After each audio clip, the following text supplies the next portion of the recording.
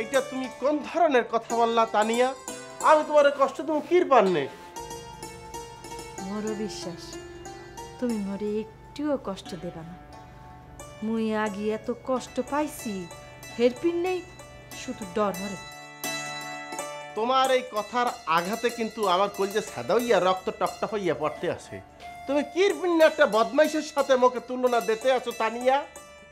ওরে মুই তো তোমাকে সারা জীবন ভালোবাসবো আর ভালোবাসবো।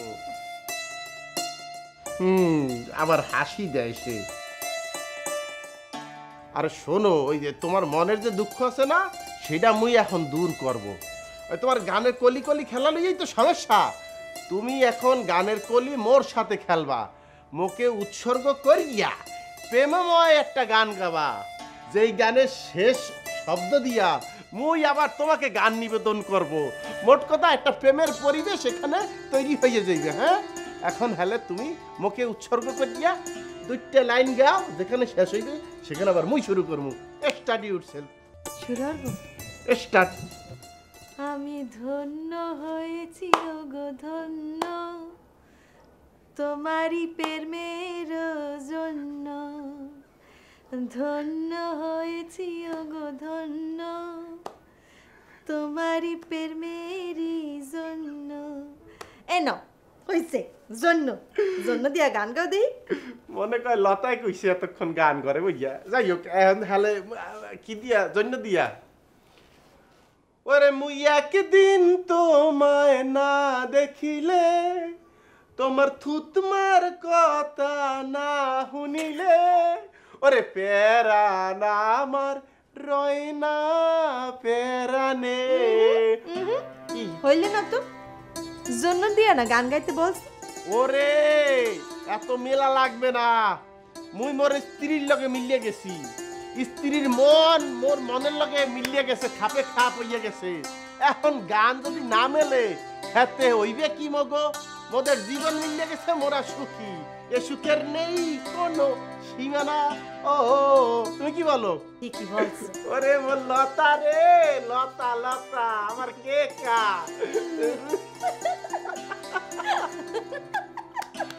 আসো আসো, মনে হয়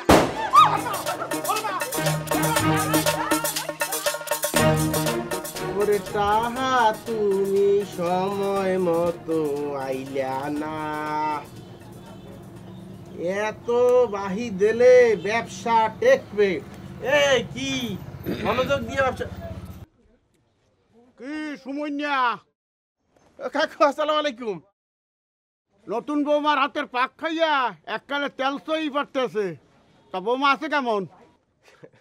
কাকু সেই কথা কি বলবো, ওই যে টিভির মধ্যে ওই যে রেজ্জাক যে কালে শাবানাকে বিবাহ করে, এই তখন ওই যে শাবানায় ঘুমটাটা তুলিয়া দিয়ে যখন রেজ্জাকের সামনে যাইয়া নিচু গলায় কৃতজ্ঞতা প্রকাশ করতে যাইয়া সে যখন বলে, ওগো আজগো মোর জীবনটা ধন্য হইয়া গেছে, আজগো মোর জীবন পূর্ণতা পাইছে, মুই শুধু একটা জিনিস তোমার দ্বারে মিনতি হটতে আছি, তোমার ওই চরণের তলে আমাকে সারা জীবন একটু ঠাই দিও।